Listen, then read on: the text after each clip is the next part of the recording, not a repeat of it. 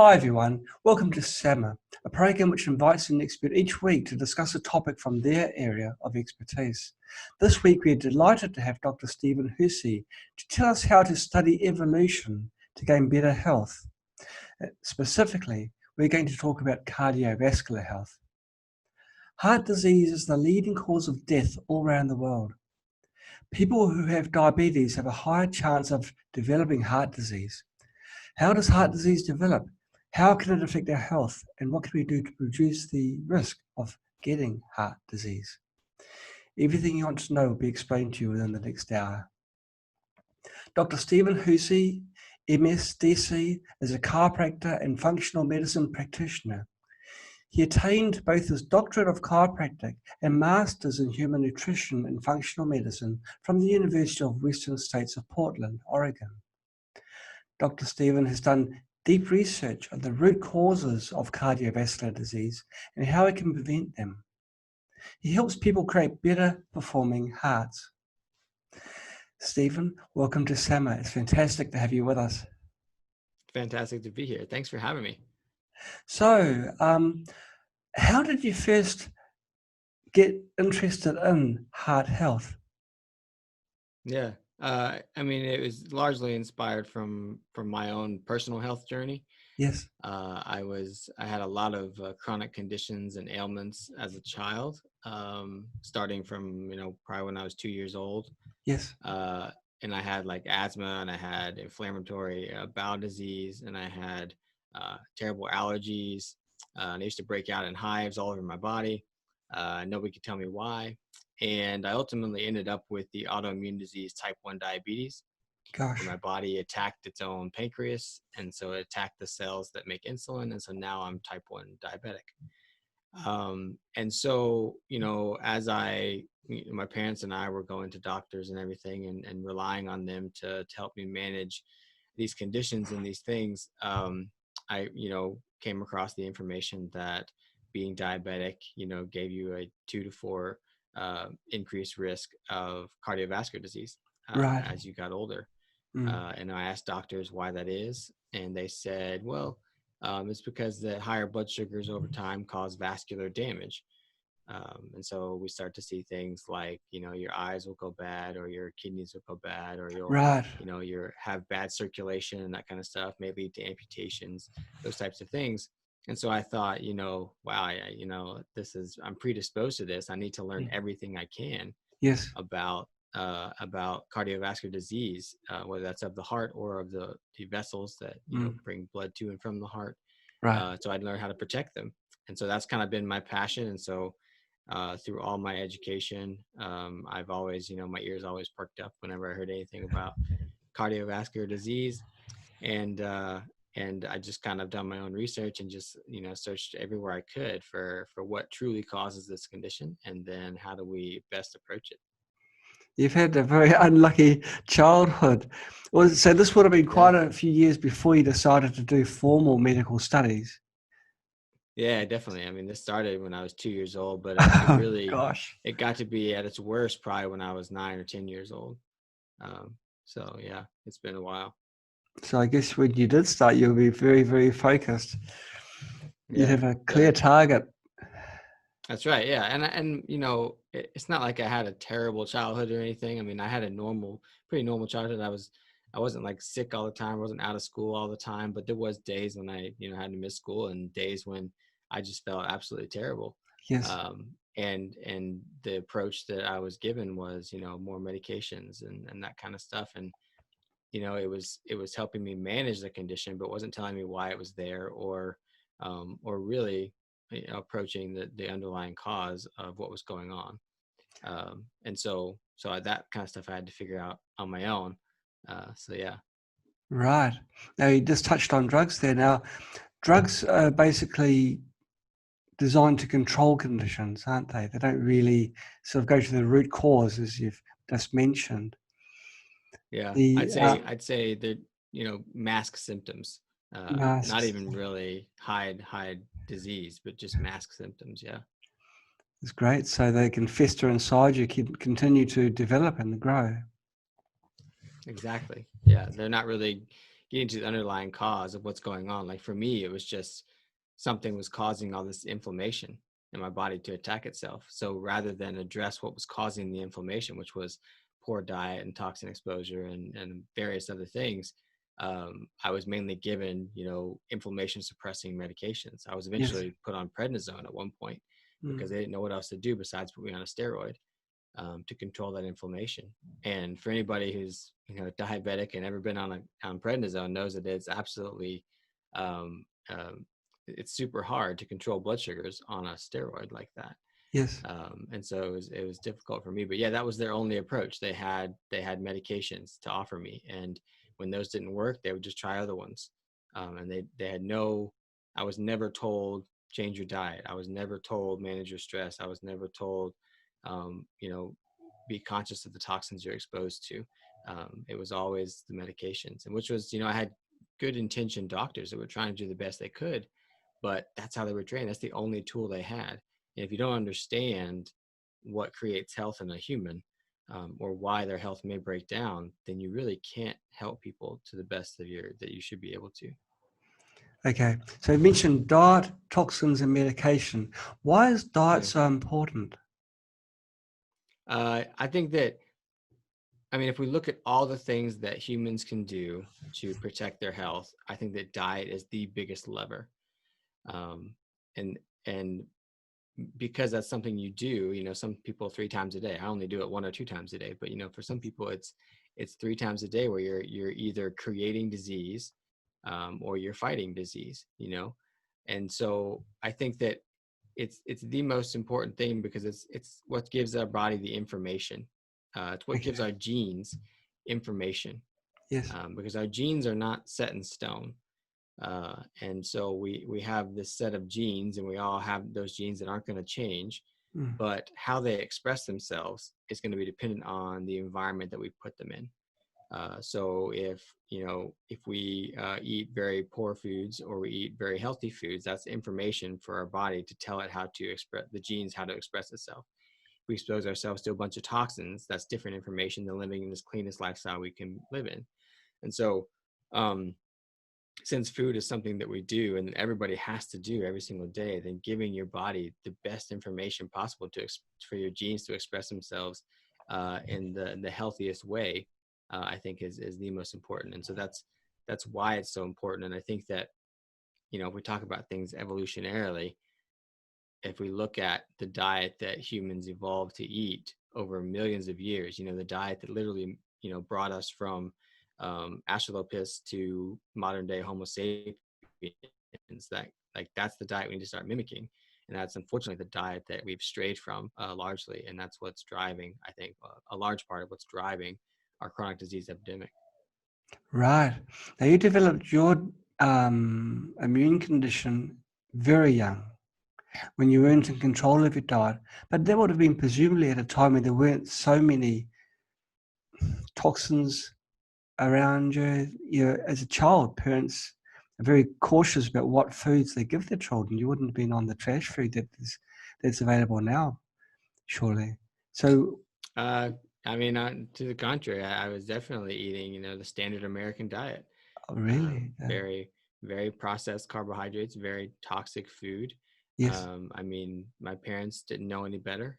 They didn't, and unfortunately, no matter what we do, we're going to be exposed to toxins. Even when I was 2 years old in 1988, like we're going to be exposed to toxins no matter what you do. So it's about being aware of those toxin exposures and limiting them to the best of our ability without freaking out about the ones you can't, because that's just not healthy either.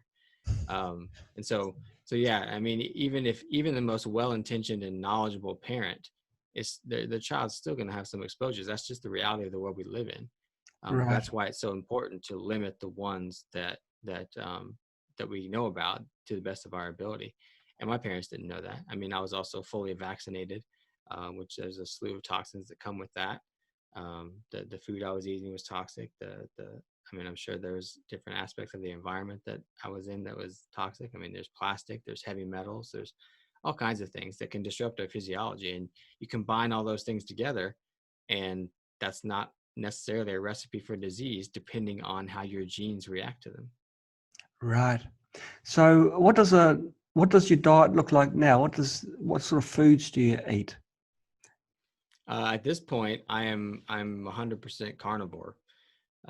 So I eat all animal foods, and that's the diet that I've come to based on all my research and how my body responds. So I mean, I've made lots of diet changes Mm, when I started seeing that the way I live my life actually had an impact on my ability to manage these conditions, which nobody right. ever told me. Yeah. But so it's been kind of this not guessing game, but this I guess this hit or miss kind of approach. Trying this diet stuff and see what happened, and this 100% animal based diet is what has given me the best health that I've ever experienced. So that's what I'm eating now, all animal foods. Gosh. You're talking to a vegetarian, don't you? No, I don't. I didn't know that. I mean, that Yeah. is, I mean, which I have nothing against. Oh, Everybody's no, got their no. own It's path to fine. health. Everyone to their own. Now, That's right. this summer we're going to drill down on the cardiovascular side of the health side. Mhm. Now, everyone knows the heart pumps blood around the body. Is there much more that does the heart play a larger role than that? Is there more to it than just simply pumping blood? I actually don't believe the heart pumps blood. I think it does a little bit of pumping, but it's not the mover of the blood in our cardiovascular system. Um, the heart, it functions more like a hydraulic ram, which is a type of pump. And if people, when it's hard to explain without having visuals, so people want to know what a hydraulic ram is and how it works. You can just YouTube a video of how a hydraulic ram works, and it'll explain it to you. But um, I mean, if you think about the size of the heart and the amount of work that it would have to create to pump blood throughout the entire body, it's pretty much impossible. There's no way an organ that size could do that. And they've actually done studies that show that if we look at the heart as a true pressure propulsion pump, which is what we think that it is, where it sucks blood in from one side and pumps it out the other. If you look at it that way, it's about anywhere from 15 to 30% efficient at doing that, which is not very good. And so there's no way that evolution would have created something that inefficient, unless that's not what the heart's meant to do. So the way that the blood, the main way that the blood gets moved throughout the body is it has to do with water, and our blood is almost 50% water. And so when our body has the right amount of energy exposed to it, and this is energy that we would get from being in contact with the earth or exposure to sunlight, or even being in contact with humans, we get energy from them. When water holds that energy, which it has been shown that it can through the work of Dr. Gerald Pollack at University of Washington, when it holds energy, it starts to form what's called fourth phase water or exclusion zone water, which is just a way that the water structures itself. And it forms that next to the lining of the blood vessels. And when it does this, it creates an energy gradient because the structured water is more negative, and then what's left in the middle is more positive, and that creates an energy gradient that actually moves blood. And they've shown this that this happens in the cardiovascular system. And so that's what's driving the blood flow in the arteries and the veins. But the heart does do a little bit of pumping, obviously, through the chambers of the heart. It's what gets things moving, and there's contraction. But the main role of the heart, I think there's two things. One is that it maintains the pressure in the system. So if we started to go running, our body would need lots of blood into our muscles, right? Mm. And so all the blood would go rushing to the muscles, to the arterial side of things. And if the heart wasn't there right in the middle between the arteries and the veins, then all that blood would be rushing there, and we'd get this imbalance in the system, and the venous side would collapse, and that would not be so good. And so the heart there is kind of like this damming up organ that kind of stops the flow of blood, so it's not too fast to the arteries getting that collapse in the system. So it maintains the pressure in the system, but it has to pump faster, obviously, when we're running, to get that blood moving faster. But it kind of keeps it balanced a little bit. The second role of the heart is that it's a vortex. So if you look at the way the muscles of the heart are oriented and how they're put together, when they contract, they spin. they kind of vortex or swirl the blood as it's being pushed out of the little the ventricles in the atrium. And the reason it's doing that is because spiraling or vortexing water is another way that increases the energy of the water. And so by increasing the energy, that helps us form that structured water on the lining of the blood vessels, which then creates blood flow. So in a way, the heart's responsible for the blood flow, but not because it's directly pumping the blood, but because it's energizing the water. And so Dr. Pollack in his lab has shown that vortexing the water, which there's water in our blood, vortexing the water in the presence of oxygen is what energizes the water enough so that it can form the structured water. So I think it's no mistake that, we get this vortexing of the blood and then it goes to the lungs and gets oxygen and then comes straight back to the heart to get vortexed again. I think that it's set up that way pretty beautifully. So that's what I think that the role of the heart is. It's not just a pumper of blood. It does a little pumping, but mostly it's a vortex and it maintains the pressure in the system. It may be concepts which mainstream medicine may take a while to accept, because the energizing water is currently poo-pooed by scientists. So it may take a while. But to think of the heart as a rudimentary pump, just forcing water through a hose, and when you consider how long the hose is. Mm-hmm. Well, there's really interesting evidence. Like if you look at an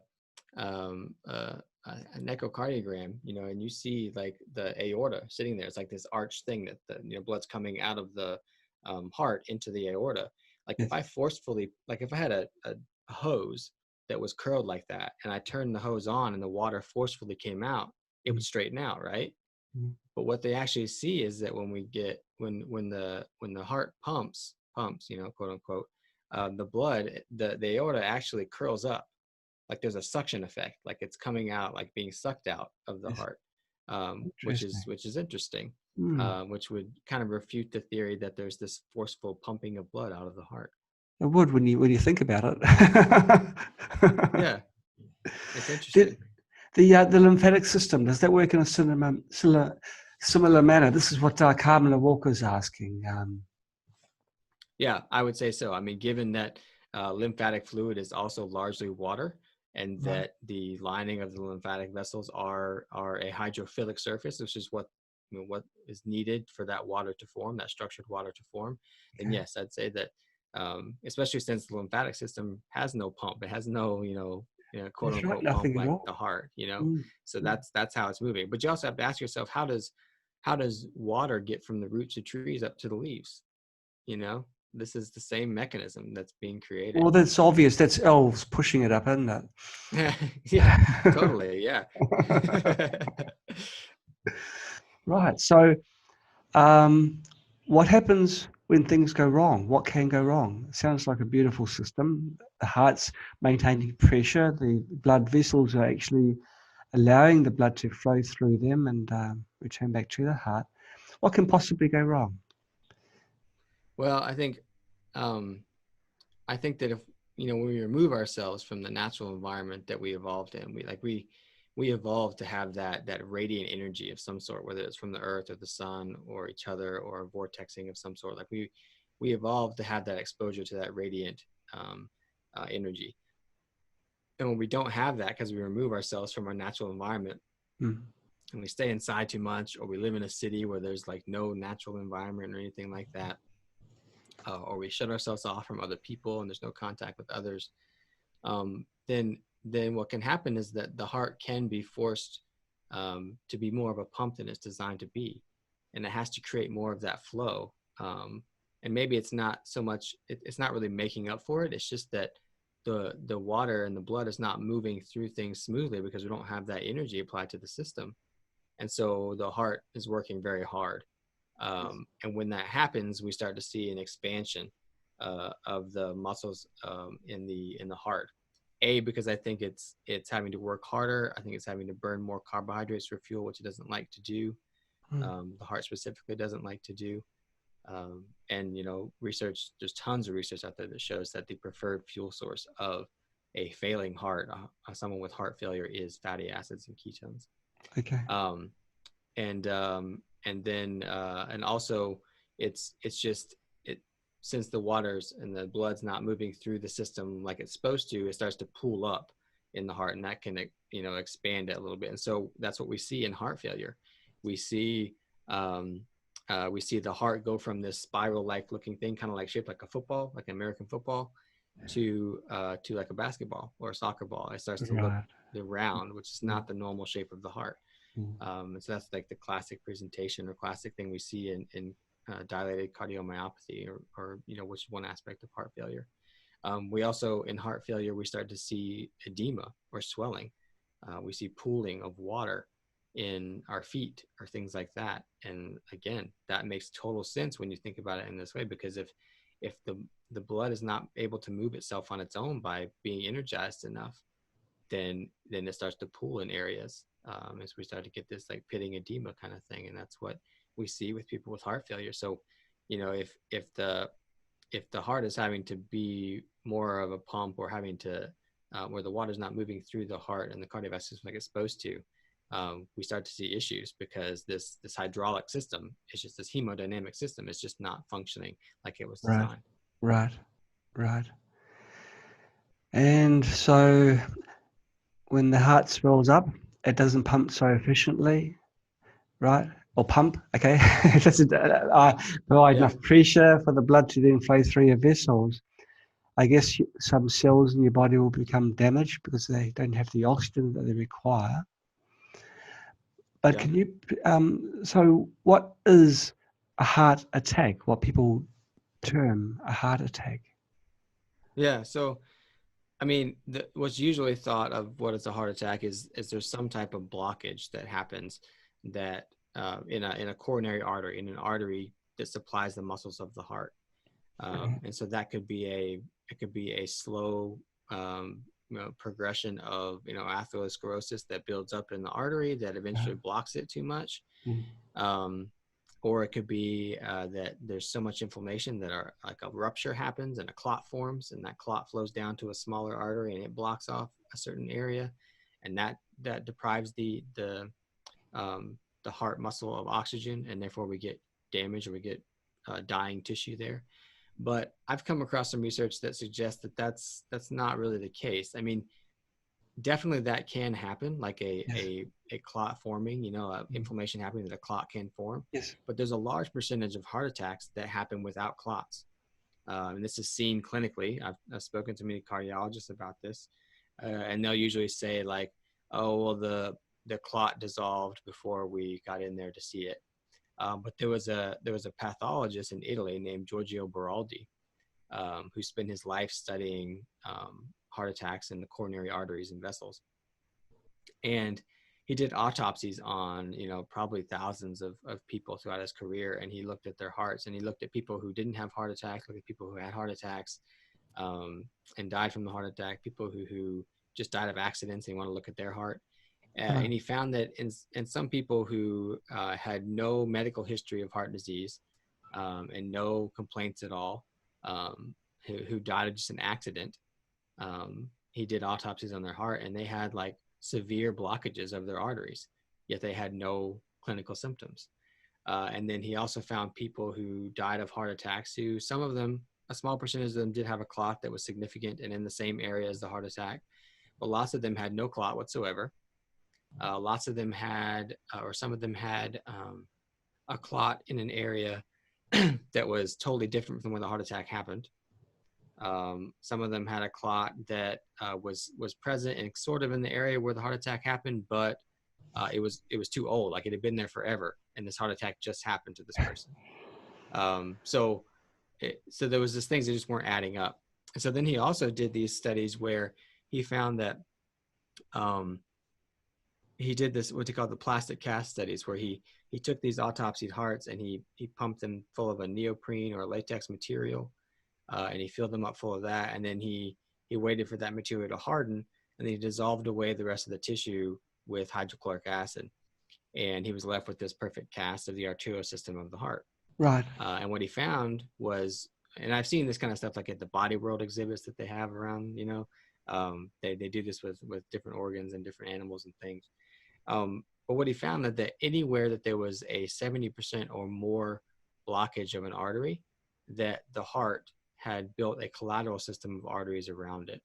And he said anywhere from 16 to 33 different arteries built around it, depending on the size and the extent of the blockage. And that was not just in some places, that was everywhere that there was a more than a 30% blockage.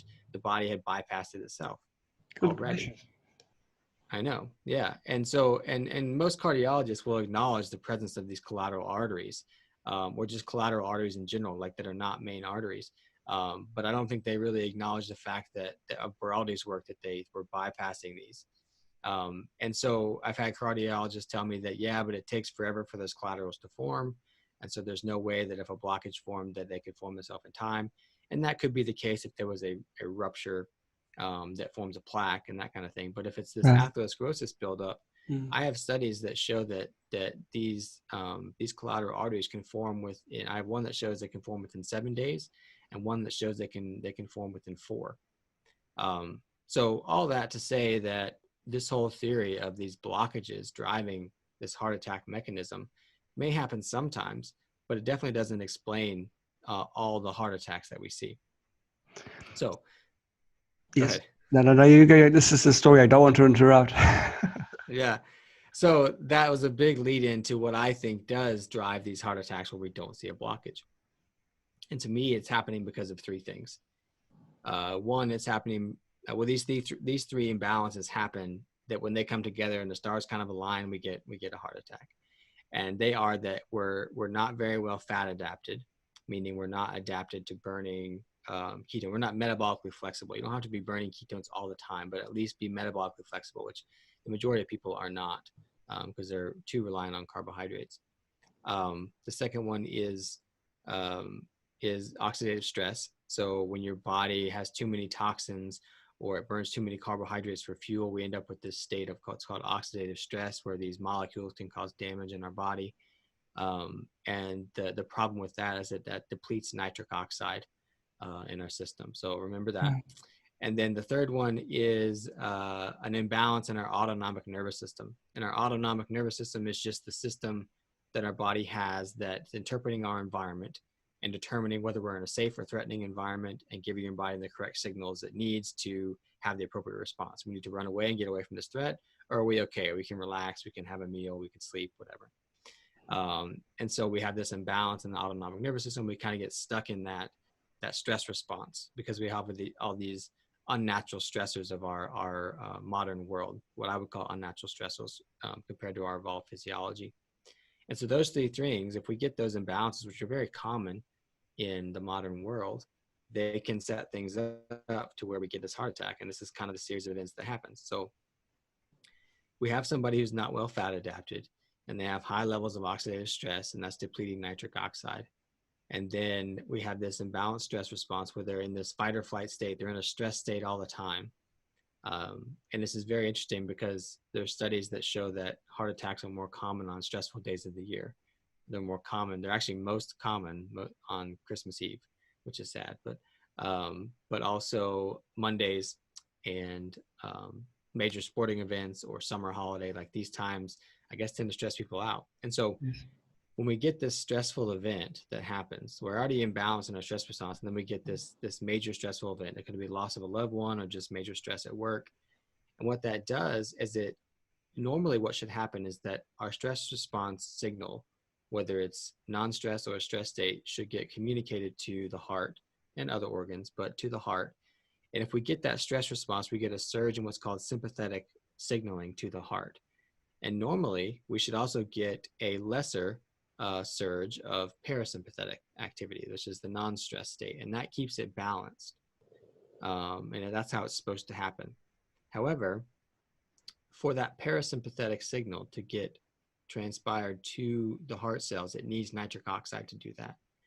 And so if we have this high oxidative stress, or we have damage to the lining of our arteries, which is where the nitric oxide is made, we can't make nitric oxide. We get depleted nitric oxide. And so then we get this surge in stress response without the surge or the lesser surge of the non-stress response, because the nitric oxide doesn't allow it to get in. And that's a problem, because when we get that huge surge in stress response, that causes physiologic changes within the heart tissue. And we see the same type of changes in skeletal muscle. When we go for a run, that's a very stressful thing for our body, and it's a good stress. We want to do that to challenge things. Um, but when that happens, we start burning more glucose. We start using glycogen stores in our muscles to create the energy needed to get us through that run. And so what happens from that is when we start burning glucose, we get a buildup of lactic acid and hydrogen ions in our muscles. And that's what creates the muscle burn that we feel when we go for a run. And luckily, if the burn gets too bad, we can just stop running. And that lactic acid is pumped out within the hour. But if that happens in the heart, we get this surge of sympathetic activity, and the heart is physiologically forced to start burning more glucose than it wants to, which the heart is very, very keen on burning fatty acids and ketones.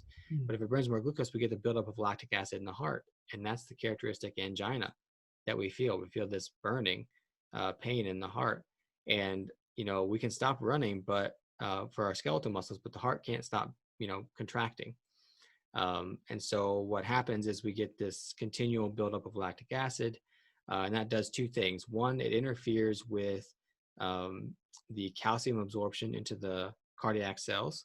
And without calcium, muscle can't contract.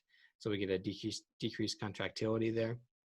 And then the other thing it does is it creates a swelling because this lactic acid is building up in there. And so normally the pressure gradient is higher going from the blood vessels to the cells, so that it can get into the cells. But now with the swelling, the pressure is greater, and it's forcing the blood out, and the blood can't get in. And so that creates hypoxia or lack of oxygen, and we get tissue death. And so that's the other curious thing that Baraldi found, is that sometimes he did find a clot in the area where the heart attacks were happening, but there was evidence that it occurred after the heart attack, meaning that this swelling and everything kind of created this pressure that dislodged a plaque that was already there, and that broke off afterwards. And so that's I think what's driving a large percentage of heart attacks. I don't know exactly what percentage. I've never been able to find I found a lot of statistics, but they're so all over the place. Nobody really knows exactly how many occur without blockages, but there's a large percentage that occur without them, and that's I think the mechanism that does it. Okay. The precursors to heart attacks, which you've described now, they sound gradual, whereas heart attacks are an incident. It's a very sudden shock. So, how would your process how could that possibly create something which happens instantaneously rather than something which is a progression of illness? Well, because those things are building up over time, and Yes. as they get worse and worse, they result in an event like this. Okay, I understand. It's not, yeah. These things take time to develop. These imbalances take time Yes. to develop, or they take time to get bad enough that they cause this. Plus, I also think that it's like I said, the stars kind of align. Like these three things have to happen in a way. Like we could get a normal stress response, but let's say we don't have enough oxidative stress, we still have nitric oxide. That's fine. We're still Okay. getting the balanced signal. Or let's say we get a major stress response, and we get the proper signal, or we get the improper signal. However, we're very well fat adapted. And so the heart cells are just less likely to start burning glucose more than ketones, because we're adapted to burning fatty acids and ketones. So that's helpful as well. So there's various things, but if all three of these imbalances happen to an extent that we're setting ourselves up for this, then that could predispose us to these things. And it's just very curious that we found research that shows that the older you get, the harder it is, or the more likely it is for your heart to burn glucose instead of ketones for whatever reason. That's just what we observed. We found that as you age, you get higher levels of oxidative stress for whatever reason. That's just what Hold we on. observed. And yeah, and we've also seen that heart rate variability, which is the number one measure of our stress response, declines as we age. Right. And that's a few things that are aging just in general can predispose us to those things. along with all the other things that we've talked about, toxins and poor diet and all that stuff. You've mentioned nitrous oxide a few times. What is the role of nitric oxide? The main role, or the one that everybody says the main role is that it dilates the blood vessels. Okay. So it means like it expands the blood vessels, which is why they try and use things to treat blood pressure and that kind of stuff. Or they use like nitroglycerin tablets for people with advanced atherosclerosis in their coronary arteries to widen up the vessels to blood flow. But like I mentioned, the other role of nitric oxide is that it's essential for getting that non-stress signal to go into the cells. So if it's not there, it can't get in there. So it's essential for having a balanced autonomic nervous system signal into the cells. So it's a central role, isn't it? It's a very, very important compound. Yeah, very important. And it's created by the body? It's created in the endothelial cells, which are the cells that line the arteries in the veins. Are there foods that we can eat to allow a greater production of nitrous oxide, or to, the correct balance of nitrous oxide? Yeah, they actually, I mean, they won the Nobel Prize for discovering that L-arginine stimulated L-arginine is an amino acid that stimulated nitric oxide production. So people try and sell supplements of this L-arginine stuff, but I think the best source of it is animal protein to get lots of L-arginine. And there's other foods too, like they I guess they've shown that beets will do it, and things like that, but there's just downsides to beets, so I don't think we need them. I think that arginine is probably the best and evolutionarily evolution appropriate way that we stimulate the production of arginine. But really it's just healthy lining of our arteries. If you have healthy lining of your arteries, then you're making nitric oxide just fine. And so that's Okay. the trick, is maintaining the health of the arteries. Right. I guess genetics plays a role as well.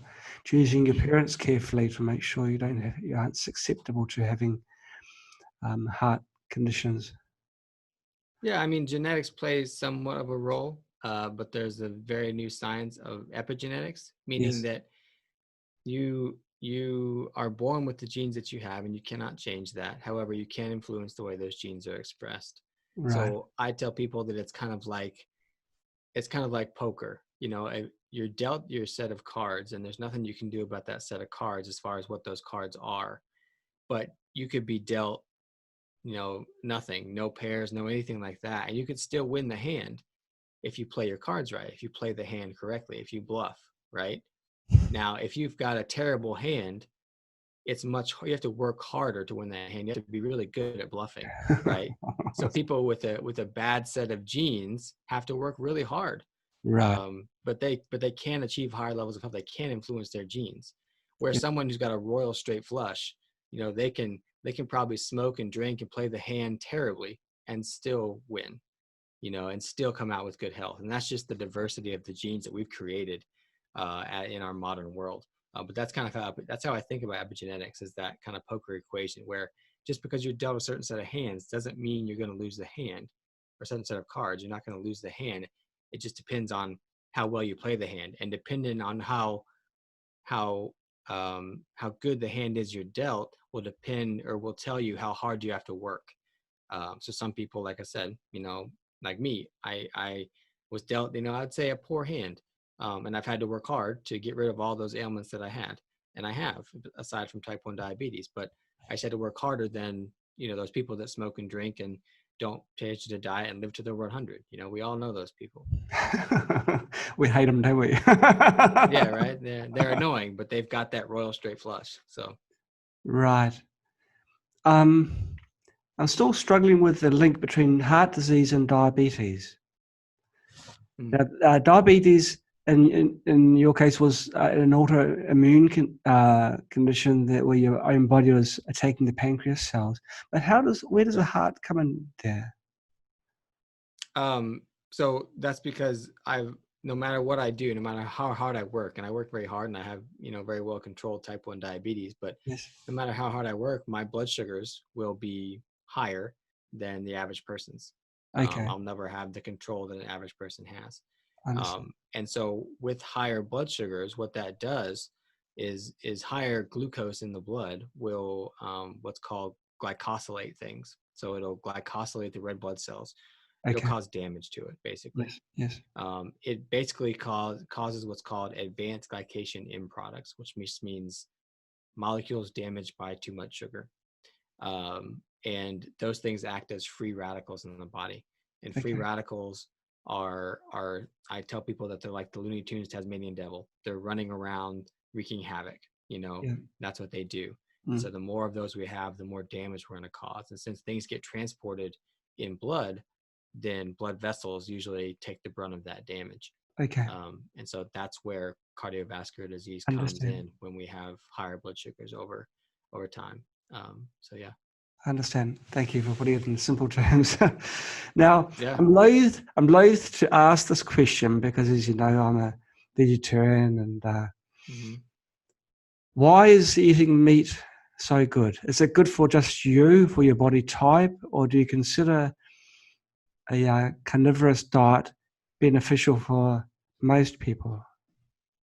I definitely consider an animal-based nutrition to be the optimal human diet. I don't think that everyone has to be 100% carnivore. Obviously, that's just silly. I think that for some people, eliminating all plants can be the difference between health and disease. And I think that when we look at um, humans and where we came from evolutionarily and anthropologically, Yeah. uh, meat and animal foods is what made us human. It's what literally took us from being the more ape-like creatures that we were, the Australopiths, which you know we didn't come from apes. We came from a common ancestor a long time ago, but we were more ape-like when we were Australopiths. And when we started eating meat about 2.5 to 1.8 million years ago, we saw this huge evidence in archaeological evidence that showed us we were eating meat. That's when we became human. That's when we started increasing in stature. That's when our brain started getting bigger. That's when we started walking upright. Like that's when these changes happened. Like this is the diet that made us human.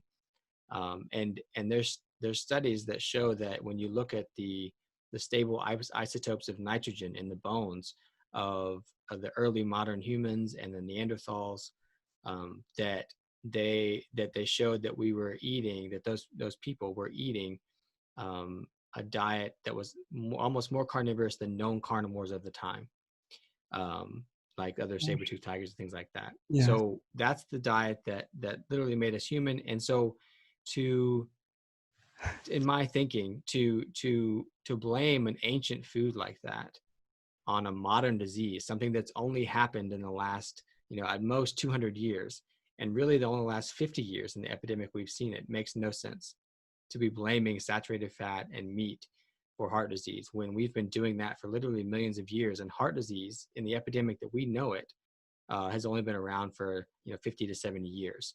Now, there was evidence of it back in ancient Egypt, but people in ancient Egypt, it's well known that they ate lots of grains and very little animal products. And so there's signs of heart disease within civilization, but it's only been this huge problem, this epidemic, in the last 50 to 70 years. So there's no way it can be saturated fat and meat that's causing that. And so that's that side of things. But then the other side of things is that our body, our digestive system is set up for eating animal foods. It's not really set up for uh, plants. So if we look at um, if we compare ourselves to some of our closest ancestors, like the chimps and the gorillas and bonobos and things like that, they have very small intestines and very large intestines, and that's because they eat a lot of plants, and they need to ferment those plants to actually turn them into short chain fatty acids.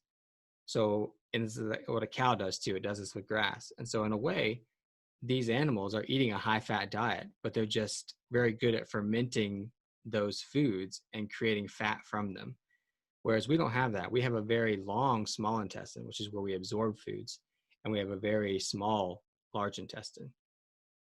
And so we're not really designed for that fermentation. We can't really do that. We need foods that are very bioavailable. The nutrients are right there, and that's animal foods. Um, so so yeah, I mean that's one of the adaptations I think that humans did. But the other thing was cooking. That's something that we have uniquely developed, that really gave us an advantage. So we could break down certain foods, but also um, our stomach acidity is. I mean, if you look at our stomach acidity, it's like 1.5, and most herbivores are somewhere up in like 5, 6, 7, that area. And most omnivores are around like the 3, 4 area. Carnivores, like known carnivores, like lions and dogs and things like that, um, like wolves and things, they're like 2, and we're 1.5. Like our stomach acidity is so low, like we're on the same level as other carnivores. The reason being is that we evolved eating raw meat, and we needed that high stomach acidity to kill bacteria that may be there. Um, and so that's the diet that made us human. A lot of points you've thrown in there. I've got a theory that wearing gloves brings on cold weather, and it might be a similar thing with this with the diet. When you're saying when we're eating meat, then our brains got larger. But many other animals also eat meat, and their brains aren't as large as ours. And Yeah. this, Well, you could also say that the hunting uh, is also what expanded our brain. There's a prominent paleoanthropologist named Mickey Bendor who talks a lot about this, and he's saying that um, you know the coming together in social networks, and then the strategizing of hunting, where you had to anticipate where your prey was going to be. You had to interpret signals, because hunting is difficult, especially when it's this it's just open expanse, and we were learning how to do it. And that also drove the evolution of our brain. We had to think a lot more. Where farming, it doesn't really take that much thought. You just put a seed in the ground and you water it, and it doesn't really take complex thinking like that. But yeah, so that's another reason. But we also see that we were evolving to have these digestive systems that um, that that could absorb things very readily, as long as they were bioavailable, like in animal foods. And so we were doing that for millions of years, and then all of a sudden we started cooking it. Like maybe 80,000 years ago, we started using fire and cooking it, and that made it even more bioavailable. And that's when we really saw an explosion of our brain size, is when we started cooking meat. That was the big thing. okay, not cooking vegetables, I mean, because vegetables will be cooked as well. But I take your points. Now we've talked about the problem. I'd like to talk about the solution. Now, Right. you talked before about the modern American diet. What's wrong with the modern American diet? I mean, it's tasty, it's convenient. We've got to go into a supermarket and hunt it down, so it's still got the hunting strategy. What's so wrong about the American diet, or other Western country diets for that matter? Um, what's wrong with it is it's pretty nutrient void.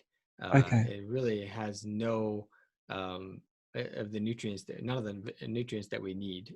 So especially when we're talking about, so if we look at, you know, early 1900s to probably, mid 1900s, Mm, what we see is we see the introduction of um, vegetable oils, or, processed seed oils. yeah.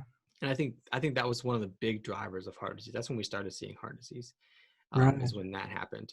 And those are pretty much terrible calories from fat, and that's the type of fat that I would never suggest anybody eat.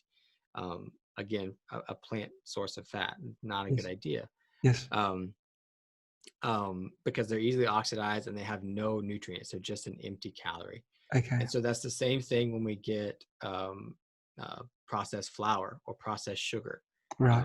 We process things down to just just an empty calorie, and that's not okay, because our body needs nutrients, and there's 90 essential Yep. things that our body needs.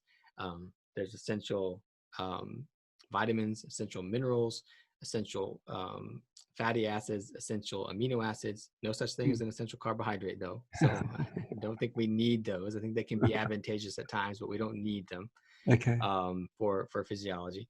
Sure. Our and so we need to get those essential things. And if you look at the um, what most people are eating, like what's if you go to like the traditional supermarket or whatever, and you look at what the majority of it's in there, it's all just these processed foods that are full of empty calories and very void of nutrients.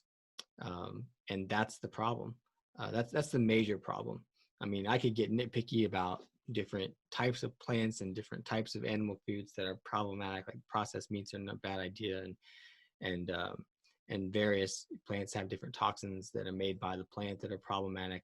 But the main issue is that we've just over processed and taken everything good out of our food.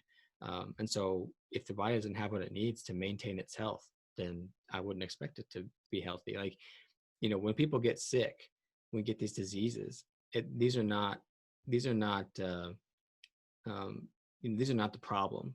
They're the symptoms of us being removed from our natural environment, and Right. that's food.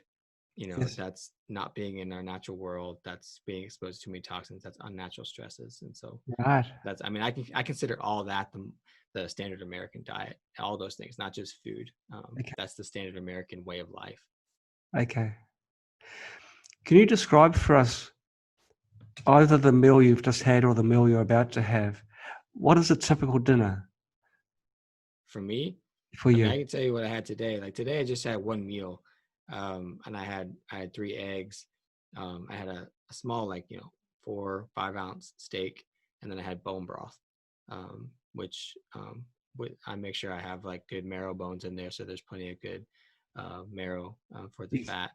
Mm.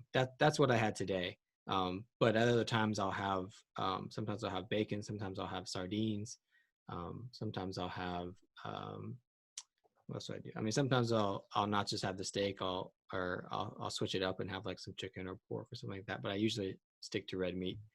Okay. Um, yeah, but just variations of those things. But I mean, I'm so satiated with this diet, and I'm running off of fats and ketones that I really only need to eat once a day, and maybe twice if I feel like it. But I eat within a 6 hour window, and then I'm fasting the rest of the time. Right. And you don't feel hungry while you're fasting? No, I mean maybe the few hours before it's time to eat again, but no. I mean it took me a while to get there. I mean when I first was going from a carbohydrate based metabolism to Mm.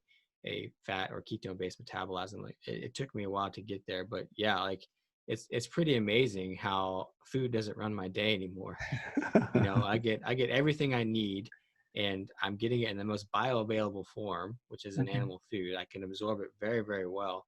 Yeah. And as long as I'm sure to do things like bone broth, so I'm getting all the minerals I need as well, Mm. and Mm. do things like sea salt, which is very important for replacing the minerals and electrolytes, then yeah, I'm doing amazing. That's the best I've ever felt in my life. What oils do you use in your cooking if you do frying? Oils, I don't use any oils. I'll use fat though. I'll use like beef tallow. Okay. Sometimes I use grass-fed butter, but I cook it at very, at the lowest temperature I can, trying not to damage things, because the plant oils are very easily damaged, Yes. um, whereas the beef tallow and uh, and the butter are less so as you cook them at lower temperatures. You said before that some plants have got natural toxins, and you said you weren't going to just touch on them because you're going to give other examples. Can you touch on a few, please? I'm very Yeah, interested. for sure. So the most famous plant toxin is gluten. Everybody knows that one. Yeah. And gluten is a lectin. So it's just in one category. It's just one of plant toxins in a category called lectins. And lectins are found in high amounts in grains, all grains, whether it's wheat, barley, rye, oats, rice, whatever, um, and also found in higher amounts in legumes, so beans, with lentils, peas, Mm. beans, those types of things. And they're also found in fairly high amounts in nightshade vegetables. So we're talking peppers and eggplants and tomatoes and potatoes. Those are pretty high in lectins. There's there's the phytic acids, which phytic acids are notorious for stealing our minerals. And phytic acid are found in things like the grains again, but also the beans. Corn is another big one that has phytic acid. Gosh. And there's actually a really interesting study showing that um, that when you ate, someone ate oysters, and oysters have a lot of zinc in them, and so Yes. they were measuring the zinc absorption from when someone ate oysters, and when they ate the oysters by themselves, they got like 90% zinc absorption. When they ate it with corn, they got like less than 30. Gosh. So this phytic acid definitely binds minerals so that you can't absorb them. That's the problem. Wow. Um, then there's oxalates. Oxalates are like these crystalline-like structures that are found in high. I mean, they're found in a lot of different foods, but they're found in high amounts in things like spinach and kale and sweet potatoes and chocolate and almonds, things like that. They're in really high amounts there, and some people with really bad reactions to oxalates, and you get them out of their diet, and it's just you feel amazing. Some Oh. people handle them okay, and Yes. that's Yes. fine, but I can't say that they will forever. Yeah. Um, but there's also I don't know. There's lots of different toxins. There's tannins, which are found in a lot of teas. And it's a But toxin. there's Tannins are supposed to be good, aren't they? tannins. No, no. They're bad, and all these things are just. I mean, you got to think about it evolutionarily. Like no no living thing on the planet wants to be a meal for another living thing, And so every living thing has a defense mechanism. Our best defense mechanism is our brain. We can outthink anything pretty much, and we still do sometimes. But an animal, its defense mechanism is to run away, Mm. um, or fight you off if it has the ability to fight you off. Mm. A plant can't do that. So it has to defend itself somehow. And that's what these plant toxins are. They're plant defense mechanisms. And there's not a plant on this earth that doesn't have one, doesn't have a defense mechanism. And lots of them were evolved not to defend from us really, but to defend like insects and things. But our cellular structure is pretty similar to insects. And so it affects us as well.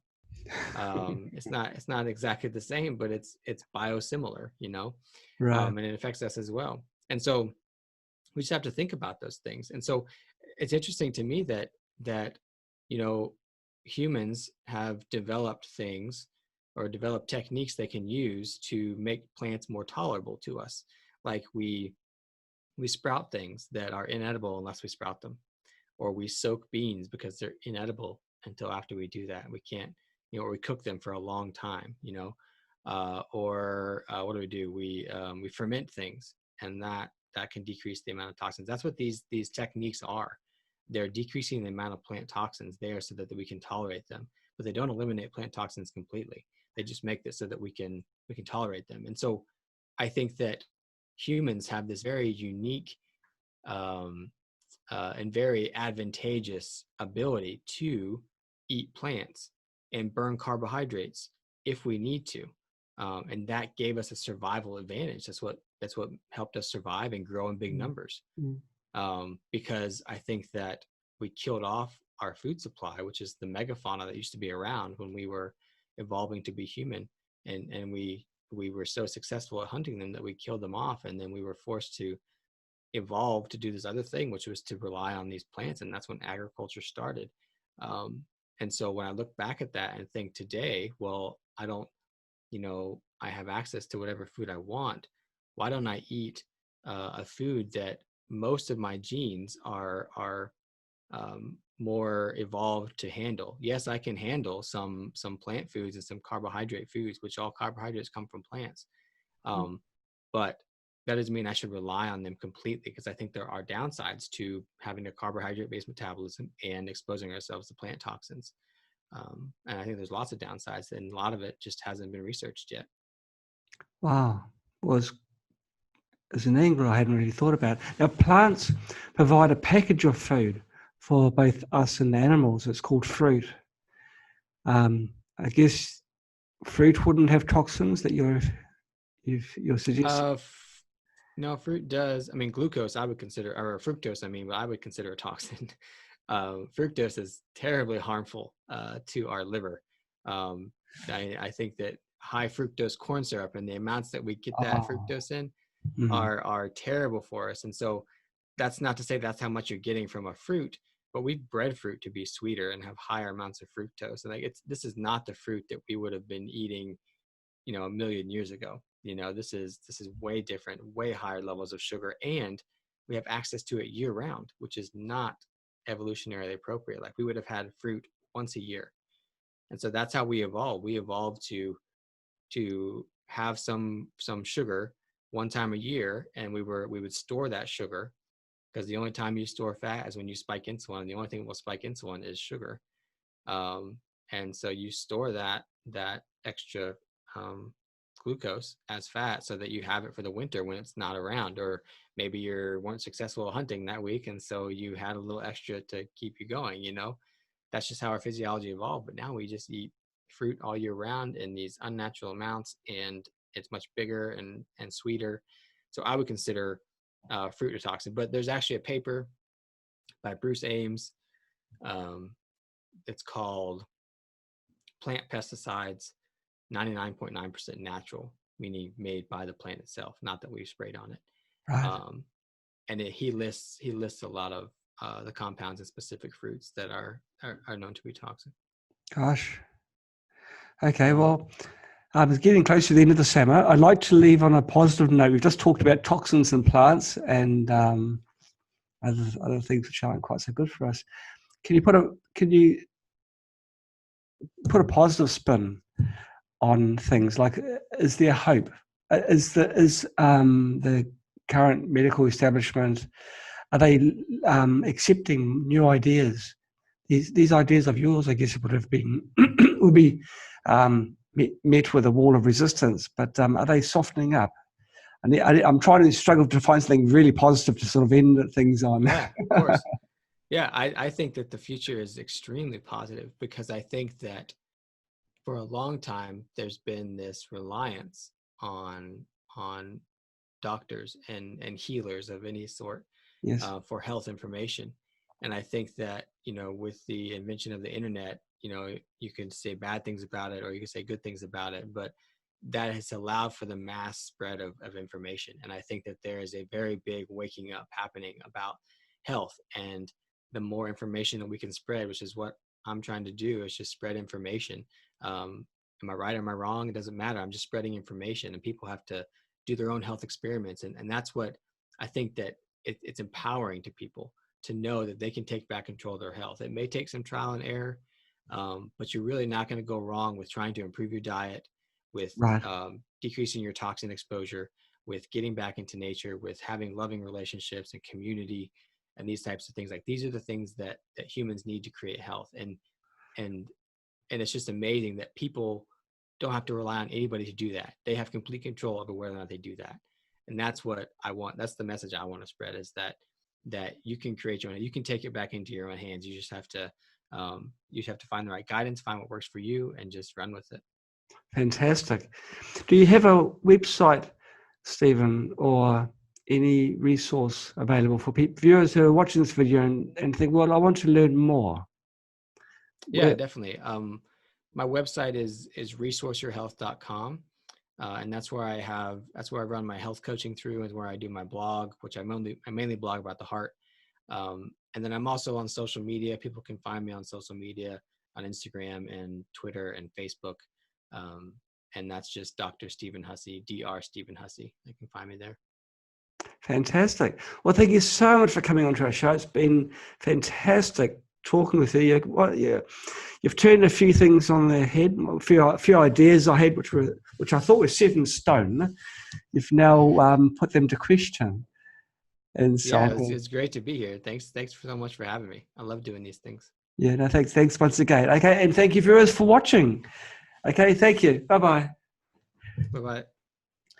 Well, thanks, Stephen, once again. It was fantastic talking to you. It was very pleasurable. Of course, I oppose vehemently what you say about the meat, but I understand. I understand your viewpoint, and yeah. Now, saber-toothed tigers never existed whilst humans were alive, but that's an analogy between that and other things. Yeah. What'd you say? Oh, saber-toothed tigers were extinct when we started walking when we became bipedal. Oh, I mean, I mean, it was other carnivores at the time. Maybe not saber-tooth Yeah, no, tigers, I but whatever understood that. carnivores were. I understood Yeah, that. yeah. So yeah. I mean, but I mean, you also have to realize that uh, chimps and bonobos and gorillas have been eating their plant-based diet for millions of years, and they didn't grow big brains. So there must have been something that we did to grow them. Uh, and so to me, that was a high-fat diet. And considering the fact that there's absolutely no sound evidence that high fat and meat causes any type of disease, it's all been associational evidence, it's all been epidemiology, then there's no reason not to demonize it, which it has been demonized, and that's Yes. a shame, Yes. I think. Well, it's been demonized because that's creating a market, isn't it, for those little round. Yeah, for the processed foods, you know. And yeah. Yeah, No, I've yeah, really, really enjoyed our talk. Thank you so much for your time. Well, you have a great of evening. course. Yeah, you as well. Thank you. Good talking to you. Good Okay, meeting you. same. Same. Okay, you take care. All right. Bye-bye. Bye bye.